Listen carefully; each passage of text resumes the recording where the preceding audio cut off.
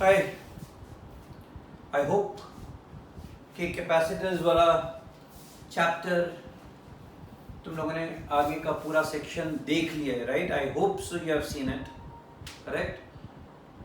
I know theoretically polarization was slightly difficult in nature, but at the end of the day, let me be very frank. The chances are कि यहाँ से you will get more numericals, be it your GUTSIT or JEE or NEET exams, or be it your board exams. दोनों के अंदर में chapter 1 and 2 में से theory definitely is there, no doubt about it, but numericals have got heavy weightage. तो numericals को अच्छे से करना है. एडिशनल एक्सरसाइज में बहुत न्यूमेरिकल्स हैं, सो अभी थोड़ा सा टाइम लगेगा इसको ख़त्म करने में चैप्टर, राइट? ऐसा नहीं है कि ख़त्म हो जाएगा इमीडिएटली. न्यूमेरिकल्स में देखो टाइम लगने वाला है, you have to be careful about that. Another thing that I wanted to discuss is कि जरा भावनाओं में मत बह जाना, है ना, कि यार ये तो बहुत सिंपल न्यूमेरिकल्स चल रहे हैं. Yes, they are simple in nature. Hardly तुमको न्यूमेरिकल्स बहुत ही डिफिकल्ट मिलेंगे, right?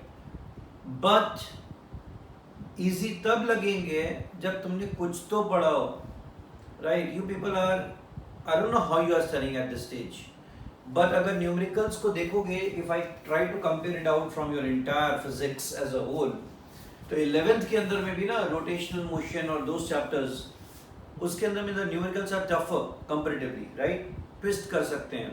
Work power energy book में जो किया था और जो हम लोगों ने देखा है उससे बहुत ज़्यादा न्यूमेरिकल्स बनेंगे, right? Newton's laws of motion NLM से. But over here the numericals are comparatively straightforward, slightly on the easier side. थोड़ा सा भी काम करोगे ना तो you will find that you are done with it. और बिलीव मी, 4 चैप्टर्स अगर खत्म हो गए ना हमारे फिजिक्स के, 4 का नहीं, इंटायर 12th में, you will be very very comfortable down the line. तुमको बहुत इजी लगने लगेगा. ये 4 ही मेजर चैप्टर्स हैं, 4 major chapters we are having, 1 2 3 4 line से चल रहे हैं. उसमें से सेकंड में ऑलरेडी हैं हम लोग. This is already going to get over. If you sustain for 2 more big chapters, current, electricity and magnetism वाला, believe me, you will find 12th standard to be much much much easier compared to your 11th standard also. ठीक, तो इसको ठीक से करो. Coming to 2.7, 3 capacitors हैं, parallel plate capacitors connected in parallel. Picofarad, याद है पिकोफैराड मैंने बताया तुमको, 10⁻12 मिली. अगर मिली फैराड होता तो 10⁻3. Microfarad 10⁻6. Nanofarad 10⁻9. Angstrom 10⁻10. Pico 10⁻12. And 15 के लिए द स्मॉलेस्ट साइज नॉर्मली जो हम लोग यूज करते हैं, that is your fermi metre in the case of inter nuclear distances. Nucleus होता है ना एटम के अंदर में, उसके बीच में, ये बता चुका हूं मैं कूलम के टाइम पे. So over there we are using those distances. Anyway, तीनों पैरेलल में, तो what is the overall capacitance? C1 + C2 + C3. सीधे ऐड कर दो, 2 + 3 + 4, 9 पिकोफैराड, व्हिच इज 9 × 10⁻12 फैराड. तो ये तो गया एक दूसरा. They are all connected to 100 volt. तो potential difference across 4, potential difference across 3, potential difference across 2 same रहेगा. मैंने ऐसे नचाया क्यों, पता चला क्यों? बिकॉज ये फ्री वायर है, इसका सब जगह का पोटेंशियल, सब जगह का पोटेंशियल ये पॉजिटिव वाला है. ये फ्री वायर है, इसका सब का पोटेंशियल ये वाला है. और इन दोनों के बीच में पोटेंशियल जो बैटरी से सप्लाई हो रहा है एक्सटर्नली, वो 100 वोल्ट है. तो यहाँ और यहाँ के बीच में 100 वोल्ट है, यानी कि यहाँ और यहाँ के बीच में कहीं भी जाओगे तो पोटेंशियल डिफरेंस 100 वोल्ट है. My this dancing move will go a long way for you all, याद रखने के लिए कि पैरेलल में कनेक्शंस की वजह से, because of the connections, the voltage remains as 100. ठीक है, constant, same across each. Okay, तो वोल्टेज सेम है, कैपेसिटेंस अलग है, तो चार्ज भी अलग अलग होगा. कितना? C1 भी, C2 भी, C3 भी. C1 2 × 10⁻2 × 12 × 100, तो 2 × 10⁻10 कूलम. तो ये सिंपली कैलकुलेट कर लो, खत्म हो गया. एकदम बकवास है, इजीली हो जाएगा. इस पे आओ. इस वाले सम में you are having a parallel plate capacitor, बीच का डिस्टेंस दिया हुआ है प्लेट्स में 3 मिलीमीटर, सो 3 into 10⁻³ मीटर का गैप है, ठीक। And area of the plates, ये जो एरिया है surface area, that is 6 into 10⁻³ metre square area. The first question is कि कैपेसिटेंस कितना है प्लेट का, तो वी नो दैट अगर हमको एरिया और डी मालूम है पैरेलल प्लेट्स का, तो capacitance is ε0 A by D, ε0 A by D। आराम से आंसर आ गया, ε0 8.85 into 10⁻12, area of the plate दिया हुआ है, डिस्टेंस हमको दिया हुआ है, आंसर आ गया, ओके। और जैसे ही तुमने 100 वोल्ट से कनेक्ट करोगे, as soon as you connect to 100 volt, इसके ऊपर में चार्जेस एस्टैब्लिश हो जाएंगे, तो how much charge, C into V, तो कैपेसिटेंस इनटू वोल्टेज, इतना चार्ज डिपॉजिट हो जाएगा, क्लियर। कोई प्रॉब्लम यहाँ पर, चार्ज समझ रहे हो, बैटरी से जब कनेक्ट करोगे तो अल्टीमेटली होता क्या है, again I am repeating it out, ये मान लो पॉजिटिव लिया मैंने अभी, है ना, ये पॉजिटिव लिया है, तो what this will do is, ये सरफेस पे जो फ्री इलेक्ट्रॉन्स होंगे प्लेट के, उनको ये सक कर लेगा, ऐसे खींच लेगा, right, and this end will supply excess electrons on this plate, so this end will become negatively charged and this will become positively charged, and कितना टाइम लगता है ऐसा होने में, फ्रैक्शन ऑफ अ सेकेंड। तो इसका स्विच ऑन, यहाँ पर एक स्विच होगा बीच में, राइट, जैसे ही स्विच ऑन करोगे ठक से इस पे पॉजिटिव चार्ज, इसके ऊपर में पॉजिटिव चार्ज, और इसके ऊपर में नेगेटिव चार्ज स्टैब्लिश हो जाएगा, और बीच में क्या है, कुछ नहीं। So will the current flow, no, just charge establish होंगे, तो for that very infinitely small time, yes the current does flow in this wire, यहाँ इतने में करंट, बट उस करंट को भी don't worry about it, it's a transient current, अभी don't believe it कि मतलब करंट तो होगी, but I told you for a very very less than a second, ठीक है, nano seconds, it's a very very short है, on किया ठक से चार्ज स्टैब्लिश हो जाती है इमीडिएटली, ठीक। बट उसके बाद क्या, उसके बाद कुछ नहीं, there is no current in the system, यहाँ पर खड्डा है, खड्डा, करंट जाने के लिए कोई वायर नहीं है, कोई मेटल, कोई चीज नहीं है, there is no connection, so nothing can flow over here, right, so there is no current in the circuit, only the charges are established. Clear हो गया यहाँ तक, चलो।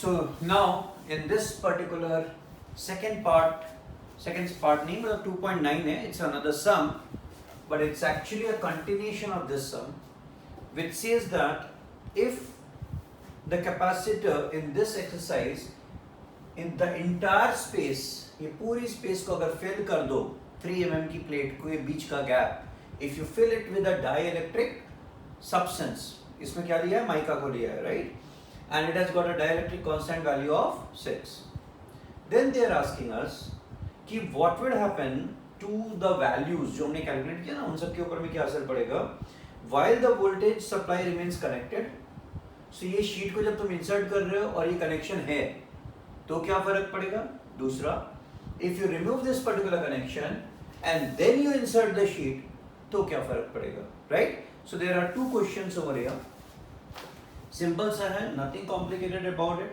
एकदम इजी है। देखो कैसे करना है इसको।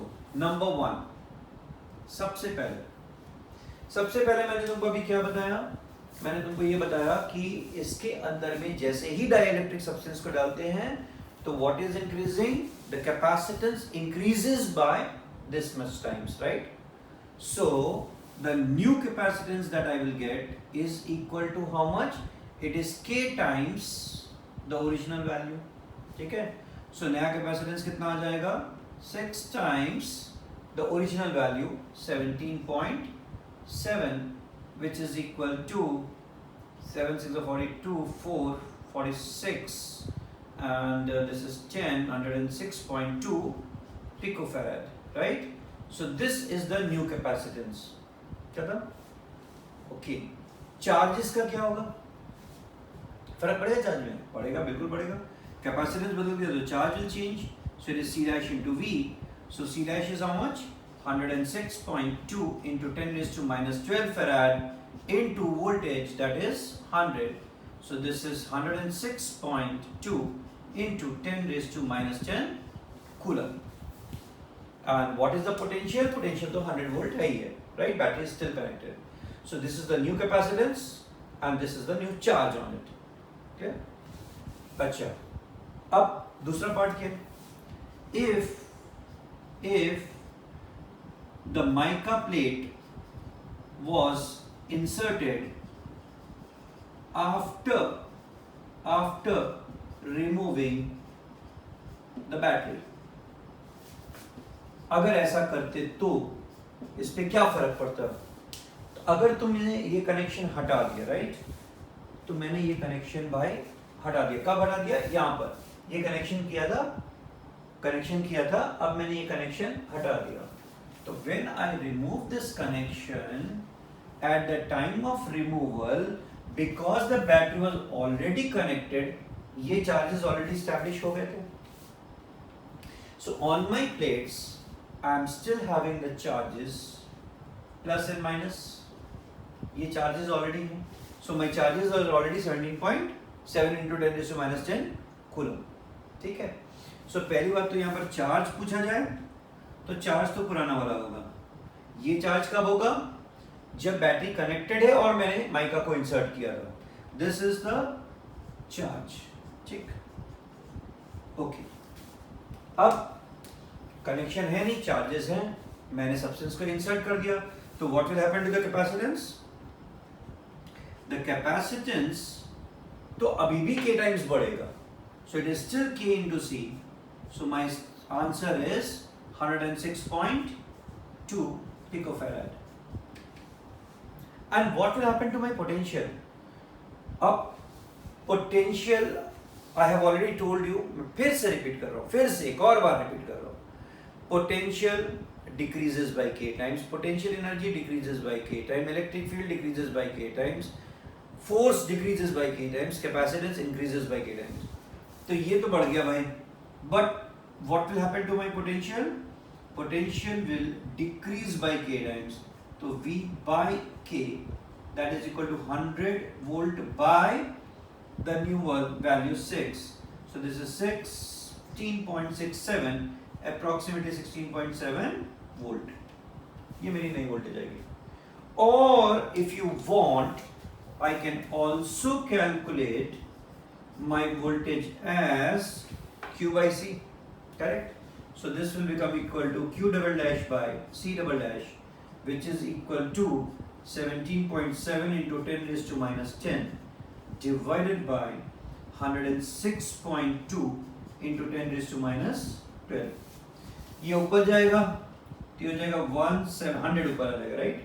तो 1770 डिवाइडेड बाय 106.2. इसको कैलकुलेट करोगे तो भी आंसर सेम तुम्हारा ये आ जाएगा, that is 16.7 volt. You can do it on the calculator and see it. Same answer आ जाएगा. Clear हो गया कैसे करना है, right? So ये हो गया हमारा 2.9. It was a good example actually. ये दोनों को ना combined way में देखना, right? So that way it's a good example. 2.10 को भी ले लेते हैं यहीं पर. I hope you are the last वाला part clear हुआ, right?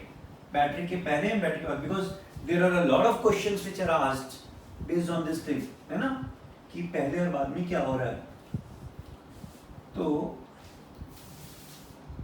यहाँ पर 2.10, 2.10, 10 नहीं बोलते हैं, okay, 2.10, a 12 picofarad capacitor. So ये तो directly दिया है 12 picofarad. It is connected across a battery of 50 volt. Question is, how much energy is stored? Energy के formulas बोलो. Half CV square Q square by 2C. ये सबसे दो important formulas है, बहुत frequently use में आते हैं, half CV square and Q square by 2C. तो यहाँ कौन सा लगाए हैं, what formula? और VQ by 2 भी है, but VQ by 2 बहुत कम लगता है, right? सबसे ज़्यादा ये दोनों लगेंगे. तो what formula should I use over here? C दिया है, V दिया है, तो my energy is equal to half CV square. खत्म हो गया answer. Half into 12 into 10 raise 12 into 10 raise to minus 12 into V square, that is 50 square. Calculate कर लो, whatever is the answer, that's your answer. ठीक है, 2.11. A 600 picofarad capacitor is charged by a 200 volt supply. ठीक है, and 600 picofarad capacitor, 600 picofarad capacitor is charged by, so मैंने इसके ऊपर में एक बैटरी का कनेक्शन लिया 200 वोल्ट, तो उसमें चार्ज एस्टैब्लिश हो जाएंगे. It is then disconnected from the supply and is connected to another uncharged 600 picofarad capacitor. How much electrostatic energy is lost in the process? अब देखो ये question can be a good question for your understanding. Interesting भी है, अच्छा भी है, आने के भी चांसेस ऐसे रहते हैं. ठीक है, now how to solve it? First of all voltage है उसके अंदर में, कैपेसिटेंस भी है. Can you calculate the charges over here? Very very easily. कितना आएगा चार्ज यहाँ पर? तो यहाँ पर तुम्हारे पास में चार्ज आ जाएगा C into V. तो कितना हो गया? This is equal to 600 into 10 raised to minus 12 into the voltage 200. ठीक है भाई, तो ये हो गया 12 into 10 raised to minus 8. ठीक है, इतने कूलम चार्जेस स्टैब्लिश हो गए. ओके, अब अगर इतने चार्जेस स्टैब्लिश हो गए तो व्हाट अबाउट द एनर्जी? तो मैं बोल सकता हूँ energy is equal to either q square by 2c और हाफ CV स्क्वायर. दोनों ही मेरे पास पॉसिबिलिटी बनती है. चार्ज भी आई क्या है, हाफ CV स्क्वायर, तो हाफ CV स्क्वायर कर लेते हैं. तो half into C 600 into 10 raise to minus 12 into V square, तो 200 into 200, so 4 into 10 raise to 4. ठीक, so that will give me, ये तो 2 आ गया, 6 2 is 12, and let's take these zeros over here, so 10 raised to minus 6, this much joules of energy. इतनी energy यहाँ पर capacitor plates में store हो गई. Now the part B of the question says is, या part C बोल लो, part C of the question says is कि if I remove this battery, तो मैंने बैटरी को डिस्कनेक्ट कर दिया, तो क्या कैपेसिटेंस बदल गया? नहीं बदला भाई, वो ऐसे ही रहेगा. चार्जेस का क्या हुआ? वो भी भाई ऐसे ही रहेंगे अभी तो फिलहाल. तो 12 into 10 raise to minus 8 coulomb. ठीक, और एनर्जी कितनी स्टोर्ड है? 12 into 10 raise to minus 6 joules की एनर्जी थी. ठीक है, अभी कितनी? अभी भी उतनी. हाँ, अगर q स्क्वायर बाई 2c करोगे तो अभी भी you will get the same energy. ठीक है, now the question is, if I connect it to another capacitor uncharged, ये कैपेसिटर अनचार्ज है और मैंने ऐसे कनेक्शन कंप्लीट कर दिया. Now what will happen to the energy? अब देखो क्या होगा. दिस इज अनचार्ज, सो जैसे ही मैंने इसको कनेक्ट किया, the charges will distribute equally. ठीक, so what happens next is कि the charge on the first one and the charge on the second one, that will divide by 2. तो इसका आधा कर दो, तो 6 into 10 raise to minus 8 coulomb, और यहाँ भी आ जाएगा 6 into 10 raise to minus 8 coulomb. इसको Q डैश मान लो. ये चार्जेस आ गए. ठीक, कैपेसिटेंस अभी भी वही है बट चार्जेस इतने हो गए. Now what is the capacitance? 600 picofarad. 600 picofarad. इसका भी कैपेसिटेंस 600 बिकॉज़ उसने बोला same capacitor picofarad. Now if I ask you what is the energy stored in this system, तो you will say the energy now is equal to 2 times. क्यों 2 times? इसमें भी energy है, इसमें भी एनर्जी है, तो 2 times. What is energy? Q dash square upon 2c. ठीक, तो ये तो 2 कैंसिल हो गया, so Q dash becomes equal to 6 into 10 raise to minus 8 the whole square divided by the capacitance. कितना है? 600 पिकोफैराड. तो 600 into 10 raise to minus 12. So this is 36 into 10 raised to minus 16 divided by 600 into 10 raised to minus 12. तो ये हो गया 10⁻⁻10 है ना, and 6 6 36 -10 goes up to 10⁻⁻6 coulomb. ठीक, तो मेरे पास एनर्जी कितनी हो गई, अब जा करके एनर्जी बिकम 6 × 10⁻⁶ कूलम, नहीं वेरी वेरी सॉरी, एनर्जी की बात हो रही है, तो energy of the system becomes 6 × 10⁻⁶ joules, है ना, very sorry, 6 × 10⁻⁶ joules of energy. So energy हो गई इतनी, और पहले कितनी थी, ये थी। So what is the energy lost, therefore energy change और energy lost is equal to this minus this, correct? So ये कितना हो गया, 6 × 10⁻⁶ joules of energy has been lost। क्यों लॉस हो गए भाई, basically when you are connecting it out then the charges are again moving, so there is some amount of joule heat getting produced via the flow of the charges। जब charges electrons physically जब जाएंगे तो जाते समय बाकी electron से टकराते हैं, राइट, तो थोड़ी सी हीट इन्वॉल्व होगी, हल्का सा heat, so that energy which is getting lost in the system, that is because of the movement, and that is this much, clear? So this ends of our this particular entire exercise, that is the main sums. Additional sums I told you though normally नहीं आते हैं, but we are doing it, है ना, और ये वाले chapter तो ऐसे भी कर लो। I think 2 chapters I feel important are this one and the 3rd chapter. Correct. So taking up this particular first sum of additional exercise. अब ये sum बहुत छोटा सा है, right? There is hardly anything to be done. There is nothing new. But इसको ध्यान से पढ़ोगे ना तो there are a lot of subtle small things. And once we end this sum, मैं तुमको ना यहाँ पर I will give you something more to think over. सुनना, ध्यान से सुनना, there is something very important to it। पहले तो आपको एक review of the sum itself. Basically ये मेरे पास में एक सेंट्रल चार्ज है 8 × 10⁻³ कूलम का, ठीक है, and which is kept at the origin पे एक चार्ज रखा है।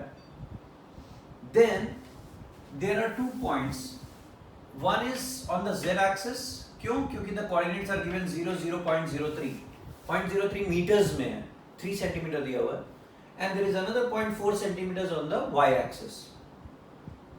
तो x एक्सिस कहाँ होंगे, तो x axis is something like this, ठीक है। बेसिकली हम नॉर्मली x एंड y लेते हैं, क्योंकि हमारे पॉइंट्स में z एंड y है, तो मैंने x को हटा दिया है, x को ऐसा मानेंगे हम, right, okay. Now I take a point, a charge -2 × 10⁻⁹, यानी कि -2 nano coulomb, and I am moving it from point number P to point number Q, but हम डायरेक्ट नहीं जा रहे। The question reads is कि you have to move this particular charge from point P003 to Q040 via a point R 069। तो 069 मतलब कहाँ हो गया, तो 069 का मतलब हो गया कि 6 on the y axis and 9 on the z axis, यहाँ कहीं आएगा 069, यानी हमको पॉइंट P से चार्ज को पहले ऐसे लेके जाने का और फिर वहां से हम ऐसे लेके आएंगे, करेक्ट। तो we have to calculate the total work done in moving the charge this way from here to here and here to here. बात समझ में आ गई? बट चार्ज को जो तुम इधर लाओगे और इधर लाओगे तो work done does not depend upon कि तुमने from which path you are moving from one point to another point. Gravitation वाला चैप्टर याद किया कि I am standing on, let's say तुमको तो पता ही चल गया है, 8th फ्लोर पे खड़ा हूं, है ना, 8th फ्लोर पे मैं खड़ा हूं, मैं 8 से 9th पे जाऊं या 8 से 7th पे जाऊं, मैं कैसे जाऊंगा? मैं यहाँ से निकल करके पहले एक हेलीकॉप्टर जैसा मेरे पास आया, यहाँ से मैं ऐसे जाऊँ, फिर बहुत ऊपर ले गया, फिर पैराशूट से ड्रॉप लिया और फिर 9th फ्लोर पे आया। That's one way to do it. मैं बाहर ऐसे सीढ़ी पे चढ़ के चला गया, मैं लिफ्ट से ऊपर चला गया, I can go by any means, it does not. और पहले मैं ग्राउंड फ्लोर पे गया और फिर मैं 9th फ्लोर पे आ गया, कोई फर्क नहीं पड़ता। Finally where did I go from where to where? From 8 to 9, so my potential difference is only this, 8 to 9, one floor का, दैट्स इट, +1 और -1, बट वन फ्लोर का, बात समझ रहे? तो यहाँ पर आई एम नॉट इंटरेस्टेड कि मैं यहाँ से यहाँ गया फिर ऐसे गया ऐसे गया, यहाँ से स्टार्ट हो यहाँ पर खत्म हुआ, खत्म, that's it. So what is my work done? My work done is charge multiplied by the potential difference between the end points. So work done in moving a charge from point P to Q is equal to the charge value multiplied by the potential difference. कहाँ से कहाँ तक? Final minus initial. Charge value into Q minus VP. अब charge को पहले देखो, ये 2 या 1 क्या हो क्या रहा है? यहाँ पर मैं 2 लिखूँ, यहाँ पर मैं 1 लिखूँ, यहाँ पर मैं 1 लिखूँ, यहाँ 2 लिखूँ, क्या कैसे? तो लेट्स ट्राई टू अंडरस्टैंड. ये पॉइंट पे कोई पोटेंशियल है, वो पोटेंशियल है कैसे पॉसिबल है? मतलब why will a particular point have a potential? It can only have a potential if there is an electric field around it. ठीक है, an electric field actually will exist because of potential. That means there must be a charge around it. कोई charge होगा तभी तो potential होगा. कोई charge ही नहीं है तो कहाँ का potential? I am talking about which potential? Electrostatic potential. Don't confuse with this gravitational potential, इसीलिए वर्ड अलग अलग यूज करते हैं. ठीक. सो ये जो चार्ज है उसकी वजह से ये पॉइंट पे पोटेंशियल है, ये जो चार्ज है उसकी वजह से ये पॉइंट पे पोटेंशियल है. क्लियर हुआ? Did you understand this? So ये चार्ज से यहाँ पर पोटेंशियल है, ये चार्ज से यहाँ पर पोटेंशियल है. तो यहाँ पर पोटेंशियल कितना है? Vp. यहाँ पर कितना है? Vq. सो दोनों पॉइंट में पोटेंशियल डिफरेंस है. यस. एंड देयरफॉर इन दोनों पॉइंट्स के बीच में पोटेंशियल डिफरेंस है. Because of which charge? Because of this charge. But हमको चार्ज कौन सा लेके जाना है यहाँ से आकर? वो Q2 है.